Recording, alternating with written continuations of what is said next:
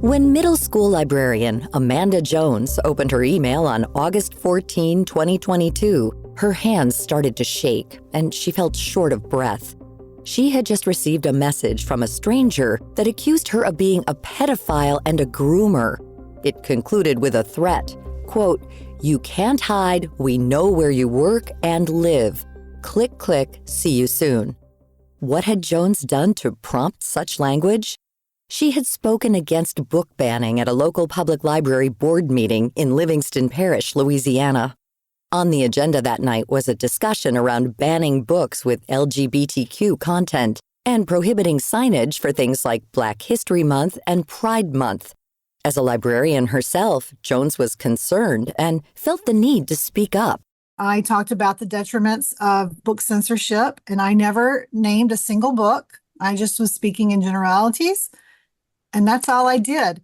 And close to 30 other people also spoke at that same meeting and said pretty much the same thing I did. Some of them a lot more heated and with a lot more passion.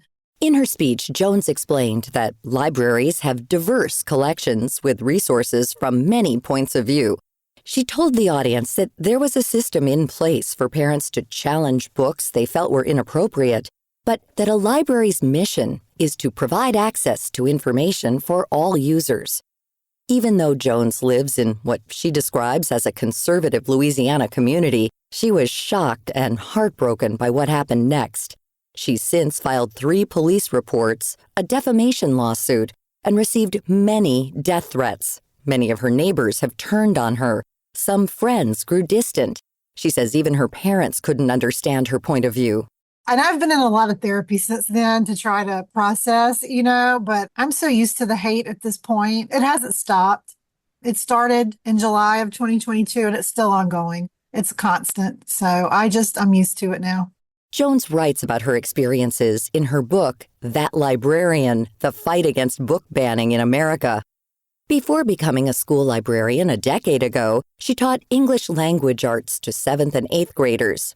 Jones has seen firsthand the positive impact books can have on students' lives. I've had multiple students that are now adults who have contacted me to say, I remember I read this book in high school or in college, and I was at the brink. I thought about taking my own life, but I read this book and I stayed another day and I read another one and I read another one. And even though you didn't recommend that book to me, I developed my love of reading because you taught me in 7th grade and you taught me the importance of books and literature. Jones says comments like these are especially true for people who identify as LGBTQ, those who have been ostracized by their own communities or their own families, and who turn to books for solace. As a school librarian, I want to make sure I provide a safe place and a safe spot for every student in my school. The Human Rights Coalition in 2023 published a study that said, it was a very large amount of students feel unsafe at school, but 9 out of 10 said they feel the safest in the school library. And to me, that's very important. And it goes to not only the attitudes and the direction and the way a school librarian treats kids, but also the resources that are provided. But again, I'll reiterate, we don't provide resources that are not age relevant to our students. So I would not have books that are sexually explicit in my school library that is 9, 10, and 11-year-olds. A high school might be different, though. In Louisiana, you can get married at the age of 16, but you can't read about sex. It's a little hypocritical. According to the American Library Association, in the first half of this year, there were more than 400 attempts to censor library materials and services, with more than 1,000 unique titles being challenged across dozens of states. As books about LGBTQ issues, sexual health, and race have been targeted for removal, libraries have been thrust into the spotlight. So far this year, Louisiana legislators have introduced multiple bills that could negatively impact librarians. One of them, HB 777, would have criminalized librarians for using public funds to attend American Library Association conferences. What I'm seeing is apathy from people. People either are apathetic or they're not paying attention, or, the people not paying attention don't need the books or resources because they tend to have money. But it's going to affect the most vulnerable in our communities, the people who rely on the public library for internet and story times and resources. And if people don't start paying attention, we're going to see the destruction of our libraries and schools. Even though some of these proposed laws have been killed, Jones says the ripple effect will last decades through soft censorship.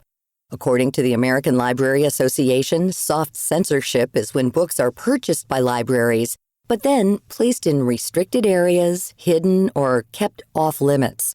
Jones says that because of harassment, librarians are scared to even order books that could be deemed even remotely controversial. My friend Tom, who is the past president of the Missouri Association of School Librarians, he's in a lawsuit right now. He joined with the ACLU to sue Missouri because they'll criminalize librarians if books have sexual content. But what people are equating sexual content could be a handhold or a kiss, but because it's a member, two girls or two, they're saying that's inappropriate. And so people are scared to buy books like Lori Halse Anderson's Speak or Toni Morrison's The Bluest Eye because they don't want to be put in jail. Since that initial board meeting 2 years ago, Jones says she has become more introverted. She has had security cameras installed and has started carrying a taser. She says she often gets her groceries delivered and chooses the pharmacy drive-through option to avoid negative interactions. Although she was born and raised in a politically conservative community, Jones explains it is important to her to protect access to books that discuss race or LGBTQ themes. My parents are ultra-right, and my parents can't wrap their heads around some things I say and do. And I say, you raised me to be this way because you raised me Southern Baptist Republican. You raised me to believe that God is love. We should love thy neighbor as thyself. We should be good Samaritans. We should champion the underdog, and we should stick up for the First Amendment. Last year, in recognition of her work, the American Library Association awarded Jones with the Paul Howard Award for Courage. While she says she hasn't received a death threat in several months, Jones still receives plenty of hate mail. Despite it all, she claims that all the negativity makes her want to fight against censorship even more. You can read the full account of Jones's experiences in her book, That Librarian: The Fight Against Book Banning in America, available now online and wherever books are sold. You can learn more about Amanda Jones as well as all of our past guests by visiting our website at viewpointsradio.org. For more behind the scenes, search Viewpoints Radio on Instagram, X, and Facebook. This segment was written and produced by Polly Hansen. Our executive producer is Amira Zaveri. Our lead producer is Libby Foster. Our studio engineer is Jason Dickey. I'm Marty Peterson.